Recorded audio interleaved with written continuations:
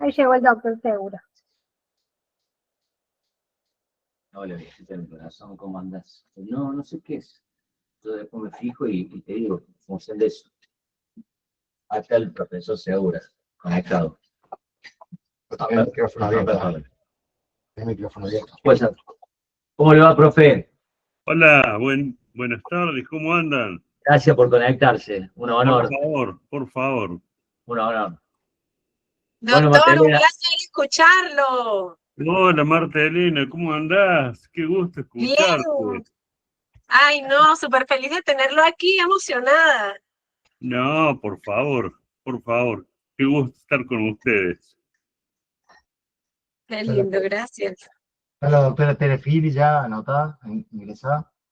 Sí, la doctora del Forte.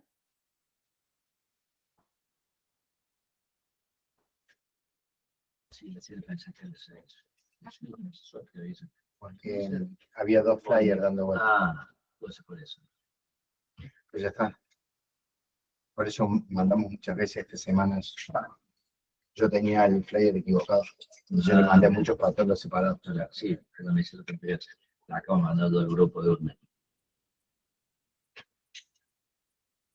Incluso con la doctora Martelena también. También fue así. Hola.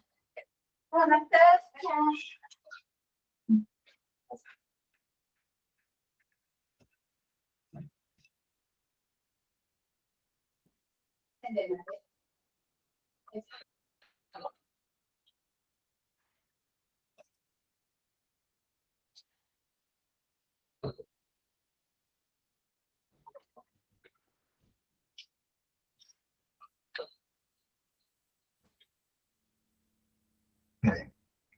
Hace un ratito.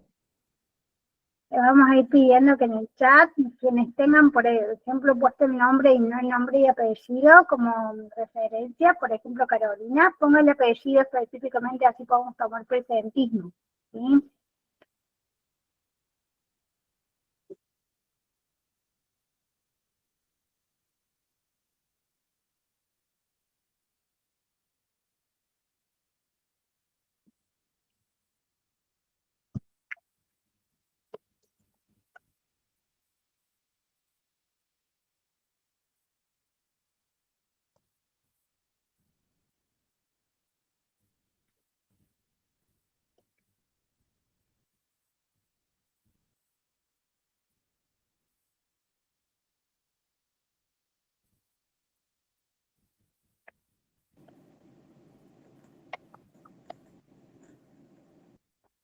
Perfecto, doctora Silva.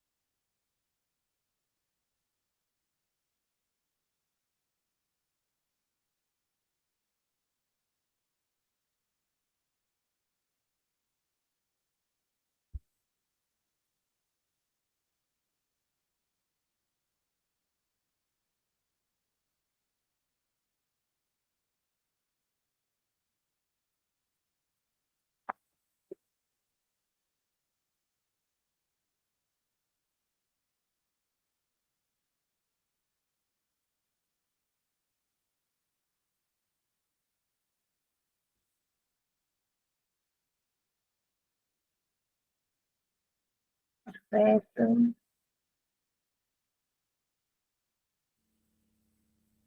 Gracias, Carolina, por modificar el nombre.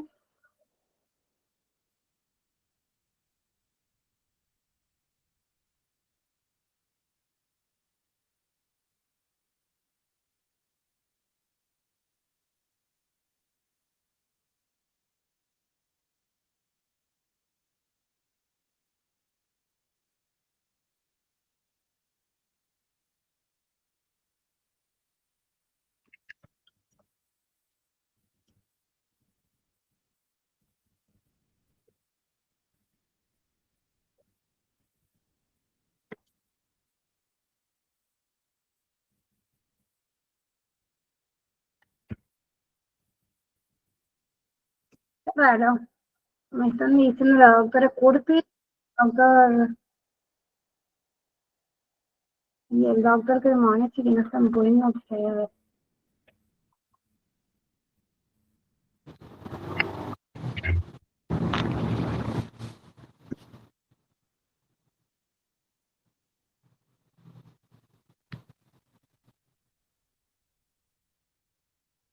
Ah,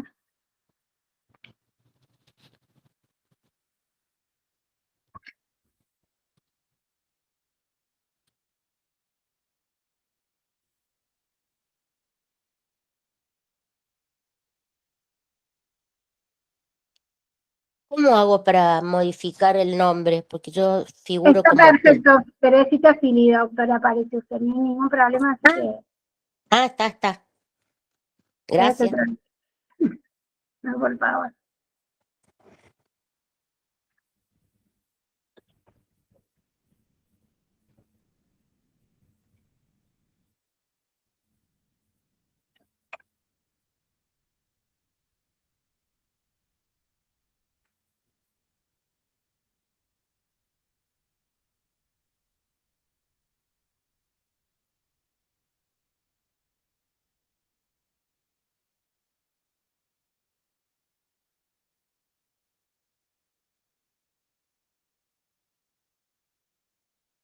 Vamos a esperar 3 minutitos más a que se vayan sumando.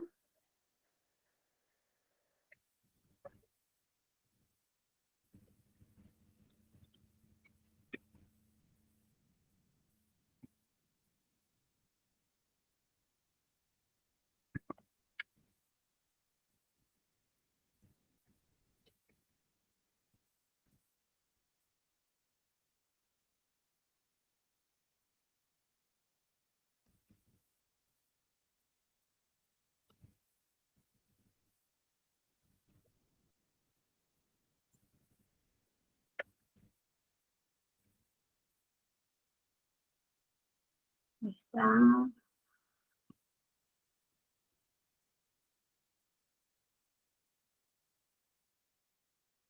No está copiando. Denme un segundito porque no está en copia.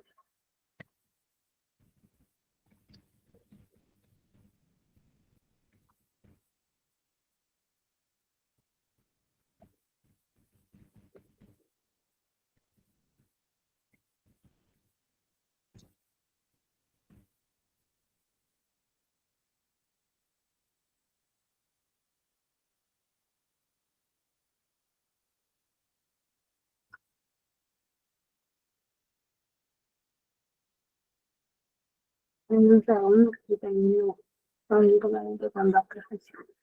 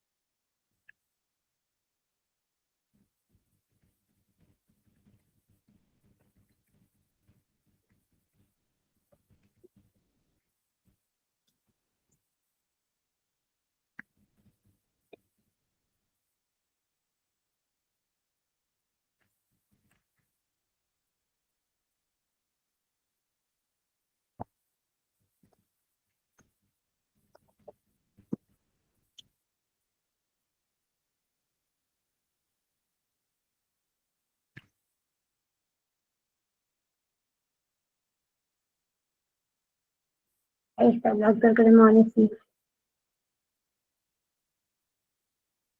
Ahí está, Doc. ¿Nos escucha bien? Hola David, Me parece que no nos escucha.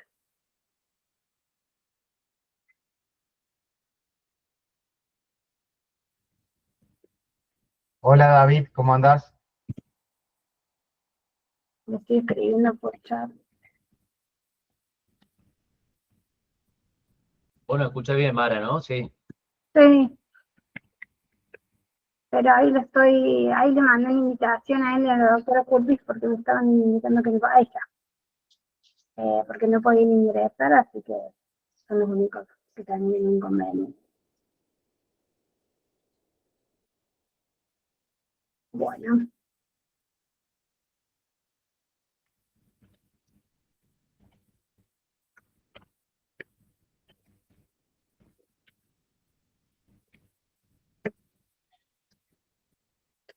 Bueno, no sé si Doc quiere ir arrancando, haciendo la Sí, presentación. apremiemos a los que ingresaron. Ahí justo me escribió el doctor Guidi que no está pudiendo entrar. Porque yo ahora ahí le estoy mandando una invitación al mail, al doctor.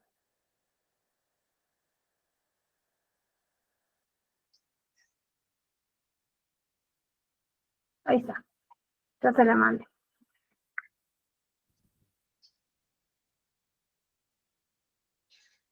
Avísame que se la mandaron al mail. Bueno, empezamos, Doc, ¿qué te parece? Perfecto. Esta es la doctora Curtis. Bueno, bienvenidos, buenas tardes a todos. Vamos a dar comienzo en esta tarde tan calurosa acá en Córdoba a una nueva jornada científica.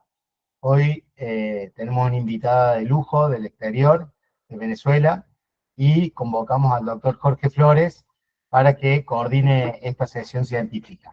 El tema vamos a tratar sobre tumores de partes blandas y la inmunohistoquímica. Bienvenido a todos, gracias nuevamente por participar. Y bueno, ahora le doy paso acá a mi colega. Buenas tardes, ¿cómo les va? Gracias por estar. Este horario complicado, laboral. Gracias a la comisión de SAPIC para permitirnos estar acá y al doctor Lucas Armando.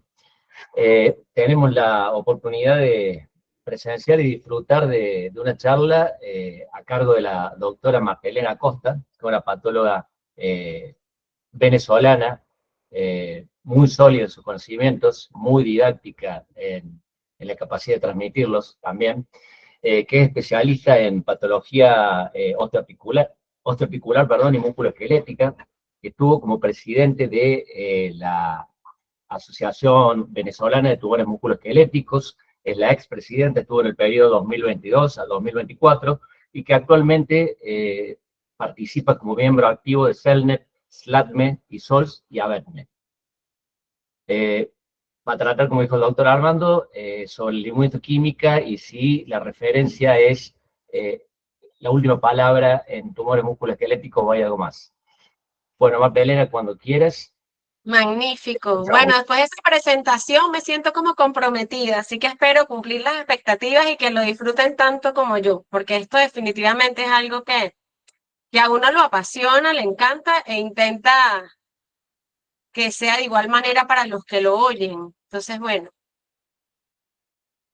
primero confírmeme que ven mi presentación. Perfecto, Doc. ¿Está en modo presentación? Sí, sí. Perfecto. Entonces, bueno, nada, en aras del tiempo vamos a comenzar y esta charla se titula tan bonito como saber si realmente es un mito o una realidad que la inmunistoquímica es la palabra final. Y cuando uno le hablan de patología musculoesquelética, uno se enfrenta a un sinfín de diagnósticos y sarcomas más de 100 y si incluimos las lesiones benignas estamos hablando de más de 150 tumores. Entonces esto hace que uno quiera buscar soluciones magníficas para poder resolver este gran problema. Pero antes de empezar en las soluciones y de estos estudios adicionales, es algo que, bueno, luego de las preguntas podemos indagar y conversar si es su realidad, pero hay que pararse en este tema tan importante que es la fase preanalítica del material, porque no hay estudio milagroso que pueda revertir una mala fijación. Recordemos que la fijación formó el buferado 10%, ya que si este paso no es cumplido, no va a valer ninguna de las otras herramientas de las que vamos a conversar. Y mucha gente piensa que esto empieza una vez que el material llega al laboratorio de patología, pero pues no. Mucho antes de que este material llegue al laboratorio, todos los médicos y todo el equipo multidisciplinario es un equipo activo en el proceso diagnóstico de nuestro paciente. Entonces vamos a involucrarnos todos en esta parte porque dependiendo de esta parte es que vamos a poder aplicar todo lo otro que vamos a conversar. Entonces, todo parte de la evaluación morfológica del material. No hay inmunistoquímica que sustituya una buena evaluación morfológica, considerando que todos los tumores de tejidos blandos y huesos, sarcomas en general, tienen patrones morfológicos que nos permiten hacer el adecuado uso de estas herramientas diagnósticas adicionales, bien sean células fusiformes, redondas, tumores epitelioides o tumores de estirpe adipocítico. Y el famoso patrón de células pleomórficas, que a veces es confundido, y aquí quiero hacer un stop, porque a veces pensamos que estamos hablando del sarcoma pleomórfico indiferenciado, y no. Tenemos el patrón morfológico pleomórfico, el cual puede tener distintas líneas de diferenciación y poder ubicar este tumor, por ejemplo, si tiene un linaje de músculo liso como un leiomiosarcoma pleomórfico, o esquelético rhabdomiosarcoma pleomórfico, y así sucesivamente, diferente al sarcoma indiferenciado pleomórfico, que es un tumor que no muestra ningún tipo de diferenciación. Y esto es importante categorizarlo a la hora de diagnóstico. Entonces, cuando vamos a intervenir en estos tumores, en los tumores de tejidos blandos, en el 80% de los casos requerimos estudios adicionales, diferente a los tumores óseos, donde el 70% de los diagnósticos los hacemos gracias a una adecuada correlación con la imagen. Y en mi experiencia, desde que veo estos casos desde el 2011, en mi casuística, fíjense que dentro de los tumores de tejidos blandos, en el 88% de los casos, sugerí el estudio inmunistoquímica. En mi opinión, esto para entrar en materia, ¿en qué casos la inmunistoquímica de repente podemos prescindir de ella? Y esto lo podemos discutir. Liposarcomas mixoides de bajo grado, donde la morfología es clásica, tumores lipomatosos atípicos de localización retroperitoneal o pacientes que tengan, por supuesto, un diagnóstico de antecedente de un sarcoma y se presente con una enfermedad metastásica. Aquí donde pongo condición pacientes, porque, bueno, particularmente en nuestro país no nos escapamos de la situación económica y a veces, pues, el adquirir estos estudios adicionales es complicado y morfológicamente los podemos orientar. Desde el punto de vista morfológico, hacemos paneles inmunistoquímicos que nos permiten orientar en la línea de diferenciación de los tumores. En el caso de los tumores de patrón fusiforme, por supuesto, tenemos que descartar o confirmar la posibilidad de un tumor muscular, bien sea liso o esquelético, no olvidar los tumores fibrosos o, por supuesto, tumores fibrosos solitarios o bien tumores de estirpe vascular, no olvidar los sarcomas sinoviales o tumores de estirpe neural. Dentro de los tumores de células redondas, sabemos que esto es una amplia gama y de esto vamos a hablar luego, pero dentro del grupo de los tumores indiferenciados de células redondas, el CD99 juega un papel bien importante, que antes era un sarcoma, un anticuerpo algo difícil de interpretar. Ahorita partimos mucho de él en cuanto a su marcaje difuso o multifocal. Por supuesto, recordar en la población pediátrica los rhabdomiosarcomas, no olvidar los sarcomas sinoviales pobremente diferenciados, y siempre me gusta partir del marcaje de citoqueratina, porque cuando tenemos marcaje de citoqueratina se nos reducen las opciones diagnósticas. Pero tenemos que estar claros. Perdón, doctora, tiene un cartelito que es dejar de compartir en la pantalla. Le pedimos ¿Sí? que lo toque porque la gente no puede, el resto de los profesionales no puede ver completo lo que usted está presentando. Vamos a quitarlo. Sí. Ahí está. Ahí vamos bien, ¿no?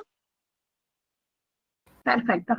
Perfecto. Entonces, la interpretación de los marcajes de los anticuerpos es fundamental, porque tenemos que estar claros que no todo marcaje de diaminobencidina, que es ese marcaje marrón, se considera positivo. Por ejemplo, la betacatenina, que clásicamente o fisiológicamente la vemos en el citoplasma, sabemos que el marcaje patogénico que debemos considerar como positivo es un marcaje nuclear, o tenemos marcajes que, por ejemplo, en el WT1 que tenemos marcajes nucleares, pero tenemos tumores que el marcaje citoplasmático tiene importancia, como por ejemplo tumores musculares, esqueléticos o tumores vasculares. En el caso de la actina músculo liso, el patrón citoplasmático o de membrana, en el caso de los tumores miofibroblásticos, o bien, por ejemplo, la MIOD1, que puede tener marcajes aberrantes citoplasmáticos, y esto lo señala muy bien la OMS. Entonces, la interpretación de los anticuerpos es importante. Tenemos casos tan bonitos como este o clásicos que los queremos ver siempre, un tumor en el pie de un muchacho joven con un patrón bifásico, hacemos la inmunistoquímica, podemos ver claramente la dualidad de citoqueratina y vimentina, BCL2, y bueno, con estos anticuerpos nuevos hacemos el diagnóstico de un sarcoma sinovial sin problema. Pero no siempre es así. A veces tenemos casos que morfológicamente, como este, es un tumor fusocelular de citoplasmas eosinófilos intensos, demostramos la diferenciación muscular lisa por inmunistoquímica, y no porque tengamos un KI67 bajo o un P16 que no esté sobreexpresado, no vamos a dejar de diagnosticar un leiomyosarcoma teniendo el contexto morfológico que nos acompaña. Entonces, con esto quiero decir que no podemos hacer diagnósticos basados únicamente en la inmunistoquímica. Nuestro caballito de batalla es la morfología y su interpretación. Fíjense, en los casos de los rhabdomyosarcomas tenemos que ellos clásicamente, desde el punto de vista inmunistoquímico, tienen patrones. Los embrionarios, por ser tumores muy primitivos, marcajes de miogenin y mio-D1 limitados. Los alveolares, al contrario, son difusos. Pero como los tumores no leen los libros, tenemos este caso de esta chiquita que morfológicamente era un rhabdomyosarcoma embrionario. Pero ¿qué pasa? Hacemos la inmunistoquímica y no es lo que esperamos, tiene un patrón difuso. Sabemos que existen los alveolares sólidos, pero no es la morfología. Tenemos nuestro mejor aliado del teléfono, llamamos al oncólogo médico y le decimos, mira, morfológicamente esto es esto, inmunistoquímicamente no me acompaña, es un rhabdomyosarcoma NOS, vamos a tratarla. En base a esta conversación, esta chiquita se trata, tiene una magnífica respuesta, hoy en día con una excelente evolución, seguimiento satisfactorio libre de enfermedad. Y vemos cómo la clasificación molecular histológica de los rhabdomyosarcomas se correlaciona magníficamente, y aquellos que no entran en este grupo generalmente tienen mutación del FOXC01. Con esto quiero decir, una vez más, la correlación con la morfología y nuestra comunicación. Hay casos donde el patrón morfológico empezamos, bueno, pero realmente es de fusiforme, es de célula redonda, pero la ubicación nos ayuda, y entonces hacemos paneles bien generales para empezar, y en este caso tuvimos un marcaje de CD34 y un STAT6 que si nos acercamos marcaba algunos núcleos, otros no, pero un marcaje bien importante, y cuando vamos a las imágenes, siendo un tumor retroperitoneal, vemos que tiene un importante componente adiposo. Yo no voy a hacer un diagnóstico de un tumor fibroso solitario, a pesar de esta inmunistoquímica, hacemos el MDM2 y tiene un marcaje multifocal, y esto se explica porque el MDM2 y el STAT6, estando en el mismo cromosoma y en el mismo brazo del cromosoma, pueden estar coexpresados. Una vez más, la correlación y el estudio de los casos como equipo multidisciplinario.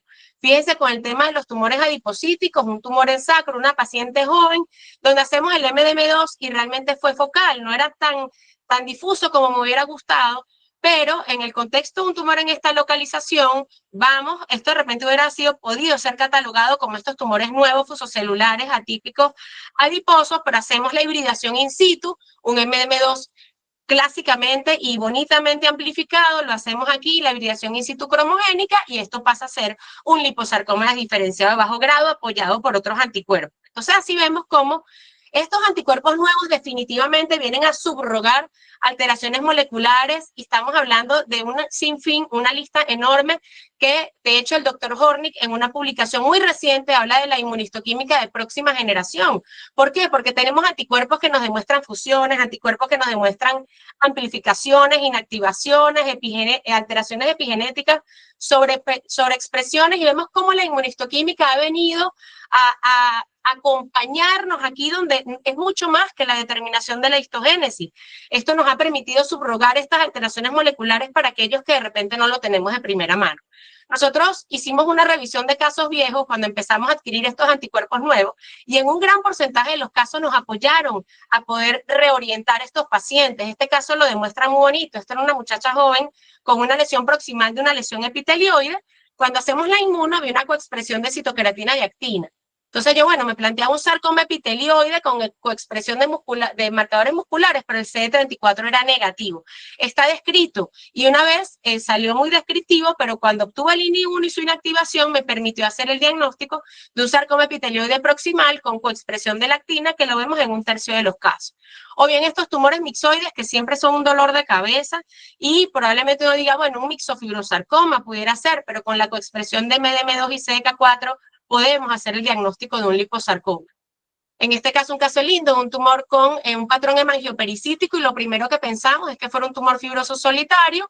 Los anticuerpos fueron negativos para esta opción, y uno dice, en el contexto de un marcaje de citoqueratina, un sarcoma sinovial, y me acuerdo cuando surgió el TL1, que uno lo veía como la solución de todos nuestros problemas para este caso, pero actualmente los anticuerpos maduran también, y eso hay que tenerlo en cuenta, y vemos que es positivo, de hecho, en tumores que son diagnósticos diferenciales, pero el marcador para la translocación clásica de estos tumores ha venido a resolver este problema para hacer diagnóstico de sarcomas sinoviales monofásicos.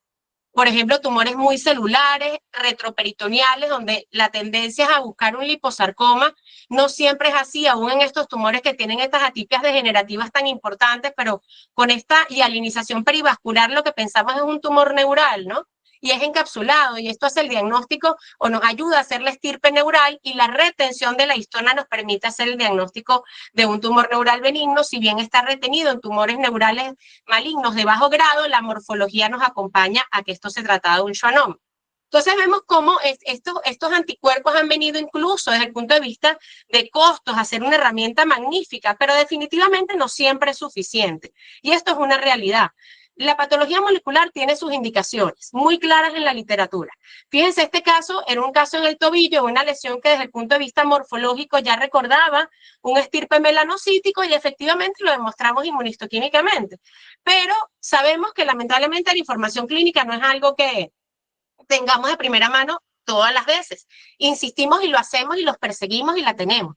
Pero definitivamente aquí no teníamos clara la relación con la piel, y el diagnóstico diferencial, por supuesto, es un melanoma, y habría que confirmar por el estudio molecular la presencia o no de la alteración clásica del sarcoma de células claras, que es la fusión EWSR1-ATF1 o CREP, para poder hacer el diagnóstico definitivo. O los tumores de células redondas, como comentamos previamente, hacemos paneles inmunistoquímicos infinitos y podemos hacer sugerencias, por supuesto que sí, pero en esta lista, y por ejemplo este caso que pudiera plantear un sarcoma de células redondas EWSR1 sin fusión ETS, definitivamente requerimos confirmación molecular.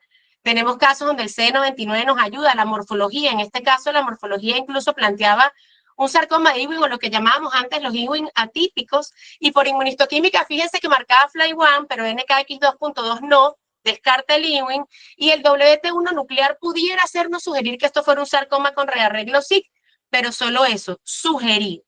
Entonces vemos cómo nosotros, en mi experiencia particular, la patología molecular, no hice diagnóstico en el 6%, 11 casos de esta casuística que revisé hasta la fecha, hasta octubre, y sugerí el estudio molecular en ratomiosarcomas donde desde el punto de vista pronóstico fuera útil, sarcomas de células redondas casi siempre, excepto de los de Ewing y los sarcomas fusiformes que no tuvieran correlación la morfología con la inmunistoquímica. Pero esto no lo digo yo, esto se dice hace mucho tiempo, la morfología es indispensable y la inmunistoquímica no la sustituye. Rápidamente, en los 5 minutos que nos quedan, para los tumores óseos, el diagnóstico básicamente es por correlación de la imagen, y ahí vienen los errores a veces que tenemos o que se dan, es por la falta de correlación. Para tumores metastásicos, por supuesto, la inmunistoquímica valederísima, y sobre todo en tumores que imitan primarios óseos. En los tumores de células redondas, como les dije, el sarcoma de Ewing es uno de los únicos que podemos subrogar su diagnóstico inmunistoquímico, y lo hacemos con bastante precisión. O bien estos tumores de células gigantes, y fíjense, este fue un caso que le pasó lo que hablamos en la primera diapositiva, un material de segunda opinión y antigénicamente comprometido. No podíamos hacer inmunistoquímica, y de hecho para ese momento no contaba con la histona. Se sugirió un tumor de células gigantes maligno por la morfología y la imagen, y posteriormente el paciente viene con una metástasis en clavícula donde el material fue manejado en nuestro laboratorio, hacemos la histona y pudimos corroborar el diagnóstico de un tumor de células gigantes maligno metastásico a clavícula. El osteosarcoma sabemos como patólogos, que creo que somos la mayoría de los que estamos hoy, acompañados por unos magníficos clínicos también.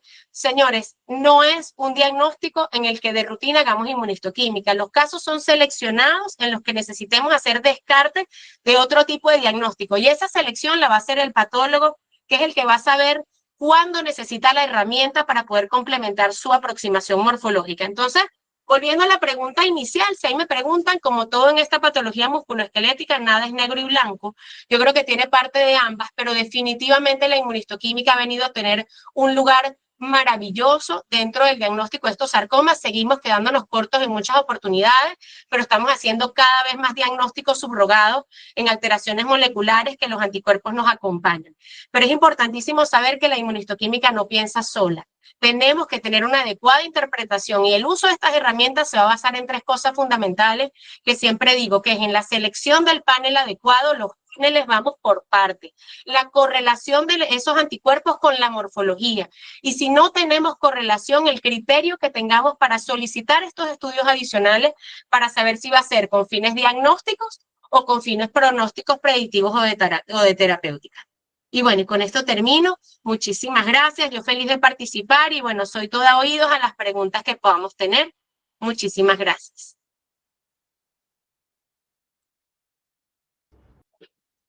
Bueno, muchas gracias, Magdalena. Brillante y bien concisa, bien clara. Nos No, quedaron 3 minutos.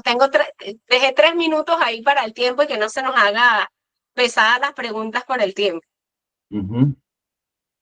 No, una pregunta, pero es personal. Problema que tiene el patólogo cuando tiene una marcación incompleta de CD99 en un tumor de células redondas y comienzan a venir el resto de los marcadores negativos y es un paciente que viene con una patología de alto grado quemando y qué hacer en esos casos, ¿no? Sí. ¿Cómo paras vos la pelota en ese caso y de dónde te agarras para ir para una línea o para la otra? Sé que lo explicaste, pero es algo que... Sí, bueno, fíjese, eso es algo súper complejo para todos. Nosotros hemos tenido casos con marcaje, el marcaje del CD99, mi maestro decía que es un marcador que marca 99 cosas, ¿no? Y es muy inespecífico. Pero actualmente con el advenimiento de este nuevo grupo, que son los sarcomas indiferenciados de célula redonda, sí se ha visto que podemos partir de este anticuerpo, que cuando es difuso, nos vamos por la línea probable de los sarcomas de Ewing. ¿Qué otros sarcomas de célula redonda pueden tener un marcaje difuso al CD99? Los que tienen rearreglos GWSR1 sin fusión ETS. Generalmente son los que pueden tener ese marcaje difuso. Los que no, nos vamos por la línea de los sarcomas SIC o los sarcomas BICOR, u otro tipo de tumor de estirpe neuroectodérmico. Pero yo sí parto del difuso o no difuso. Si no tengo marcaje de más ningún otro anticuerpo, he utilizado mucho el término de probable tumor de célula redonda de origen neuroectodérmico.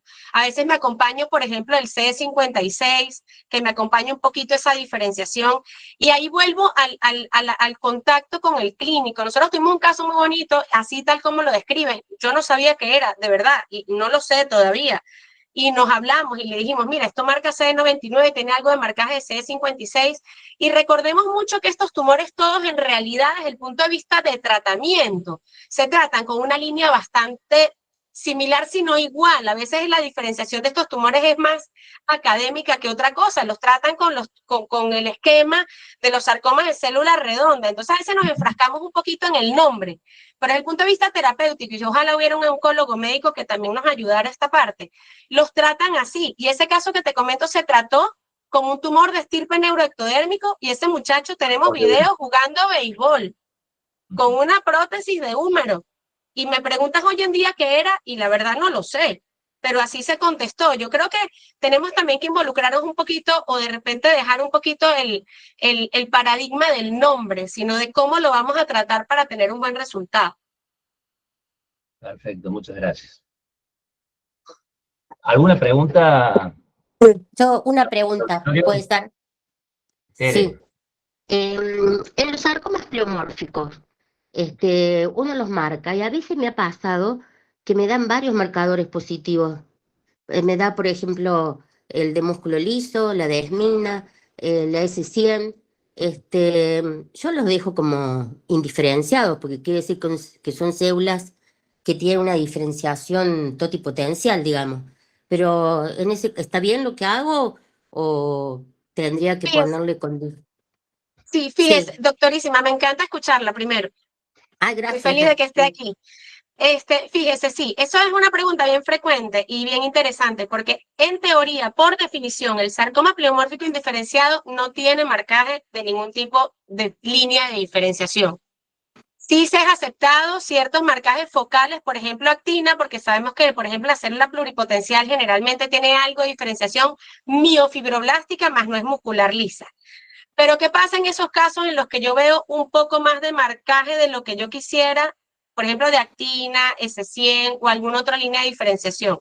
Me gusta llamarlo sarcoma de alto grado, grado tal, lo catalogo de acuerdo a la organización francesa y pongo mi patrón inmunistoquímico, y esos son los casos que se benefician, por ejemplo, de un NGS, donde lo que buscamos son alteraciones moleculares con efecto terapéutico. Pero en realidad llamarlo indiferenciado, si tenemos un marcaje un poco más allá de actina o de S100, realmente no sería lo ideal.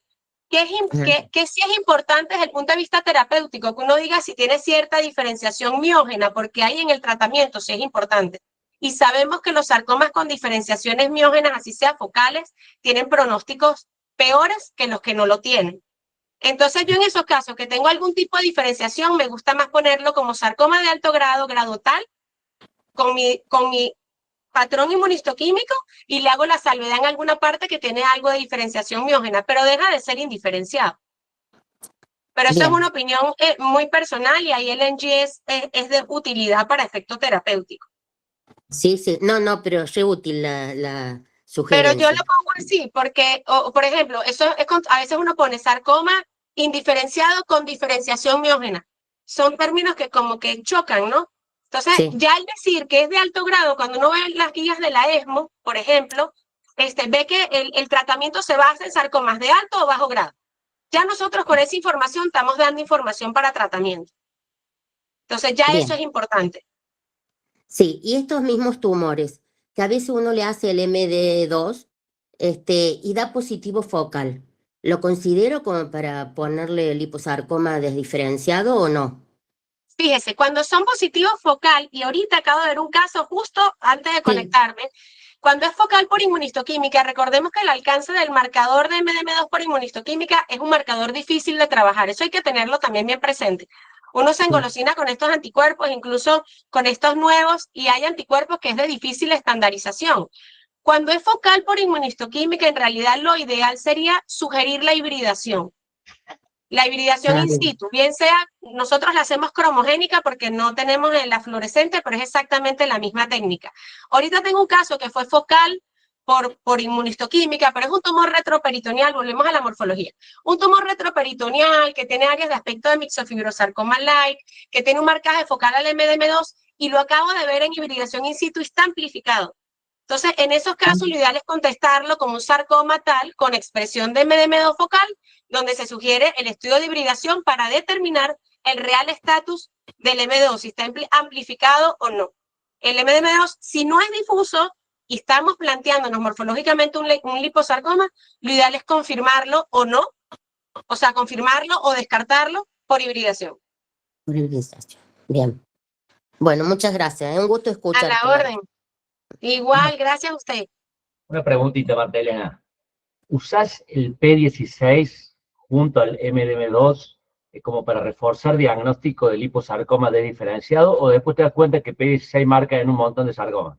Sí, tal cual. O sea, lo uso a conveniencia. Por ejemplo, si yo veo un MDM2 difuso, o difuso o focal, que lo confirme con la hibridación, y CDK4 difuso, no le doy importancia. De hecho, a veces lo hago y no lo reporto, porque de repente no me dio como quise. Es lo que yo les digo cuando pedimos los paneles de inmunistoquímica, ir orientados, porque a veces uno hace ese montón de anticuerpos y después el que te da positivo, el que no quieres y te lo quieres comer. O sea, quieres meter la lámina en el bolsillo, guardarla y decir, nunca se me ocurrió. O sea, no, ¿para qué lo hice? Dios mío, o sea, me quiero volver loco. Por eso yo creo que tenemos que orientarlos bien. Y, por ejemplo, puse ese caso del leiomiosarcoma. A mí me hubiera encantado que estuviera sobreexpresado, pero no estaba. Entonces, yo no voy a dejar de hacer el diagnóstico del leiomiosarcoma con un H. caldesmón, desmina, actina, una morfología, una mitosis de este tamaño, un pleomorfismo importantísimo, porque sabemos también que hay anticuerpos que son más o menos susceptibles a defectos de antigenicidad. Entonces, de verdad lo correlaciono bastante. No me apoyo en él. Si veo que me es contributorio, lo hago, pero si no me da como yo espero que me dé, no me baso mi diagnóstico en él. Bien, muchas gracias.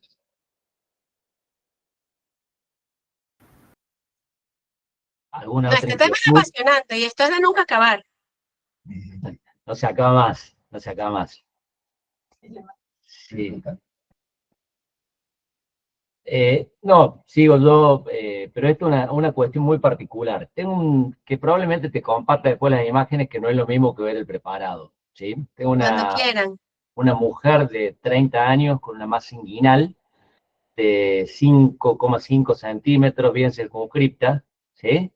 De crecimiento en los últimos 6 meses, que en una punción previa yo lo informé como una neoplasia en una nota, ¿no? Luego de hacerle inmuno de probable naturaleza lipogénica, porque la veía mixoide, veía algunos adipocitos, ¿sí?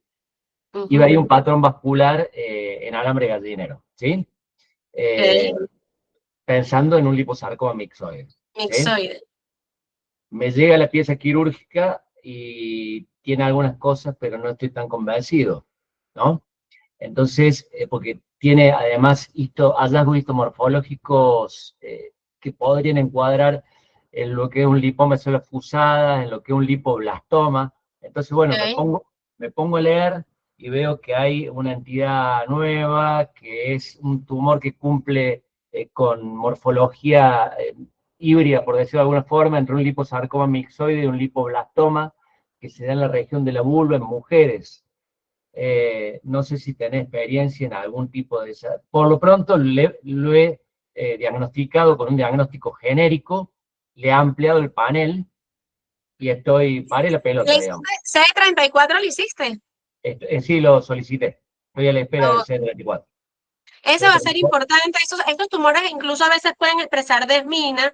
Esos tumores que muestran ese aspecto de angiomixoma agresivo, profundo, son de la zona de la vulva, pero ahí también es importante, incluso con tu presunción diagnóstica inicial, recordemos, por eso decía, el liposarcoma mixoide de bajo grado, de repente no le hacemos inmuno, pero a veces tienen patrones morfológicos que no es el clásico, ¿no?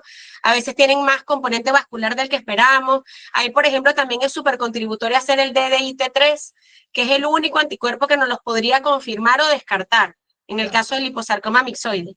Pero esos tumores de región inguinal, bueno, ahí vemos los angiomixomas que se ven en la vulva y son clásicamente CD34 positivos, pero también son positivos los lipomas, por ejemplo, de células fusiformes, o por ejemplo los liposarcomas esclerosantes que también se ven en región inguinal.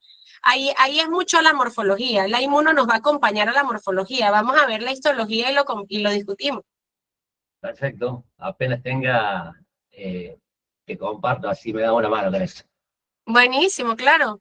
Y ojo, estos casos no los tenemos que consultar porque es una patología poco frecuente y mientras más veamos, más nos ayudamos y más nos hacemos familiares a las entidades. Y cuando me toque una a mí, ya vi el tuyo. Sin lugar a dudas, sin lugar a dudas. Sí. No sé si hay alguna otra pregunta del auditorio. Sí, una pregunta más. En el caso de que uno sospeche, era una biopsia muy pequeña, así que ni lo mandé a hacer inmuno, pero en el caso de que uno sospeche de un mixoma intramuscular, con la inmunohistoquímica, ¿resuelvo los diagnósticos diferenciales o lo informo con lo que veo? Fíjese, eso es bien difícil. De hecho, yo tuve un caso que de hecho lo mandé a hacer, le sugerí hacer el estudio molecular para la mutación del GNAS, del gen, porque a veces esos tumores que son, además que son los mixomas son intramusculares, o sea, son de patrón de crecimiento invasivo.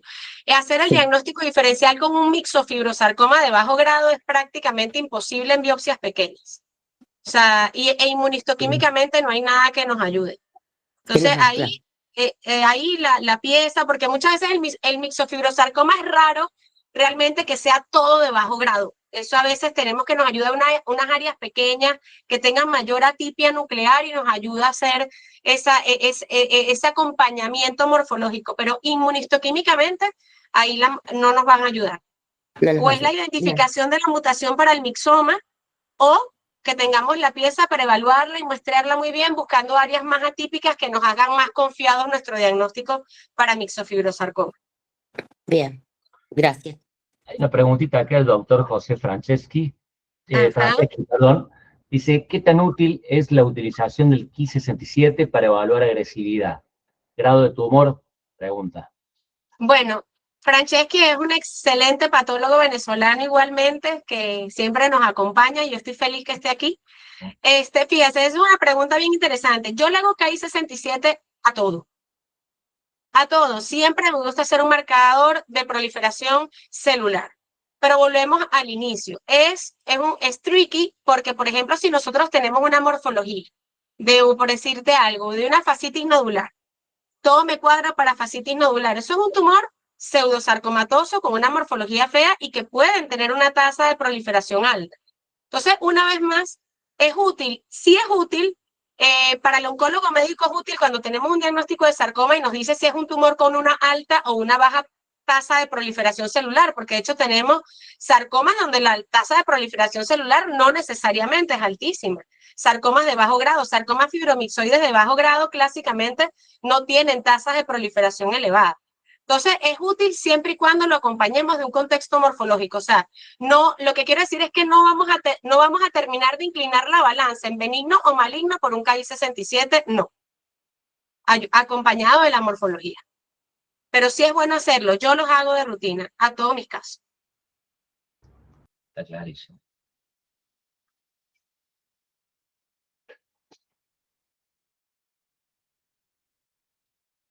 Bueno, no sé si un otro colega tiene alguna inquietud. Por ahí alguien levantó una mano, pero no sé quién fue. El doctor Cremonesi está levantando la mano. Ah, Dando aplausos. Es aplauso eso, porque la verdad que estamos... No sé si hay alguien más. No. Bueno, me parece que en virtud del tiempo y que no hay preguntas del auditorio y de la claridad y del nivel y la jerarquía de la exposición, lo único que nos queda es agradecerte y manifestarte la voluntad de que ojalá en algún momento te podamos tener de nuevo en Córdoba y disfrutar de tu conocimiento. Ay, yo feliz. No, bueno, yo súper agradecida. A mí esta invitación me puso súper contenta. Para compartir en persona toda tu sabiduría y tus ganas de enseñar.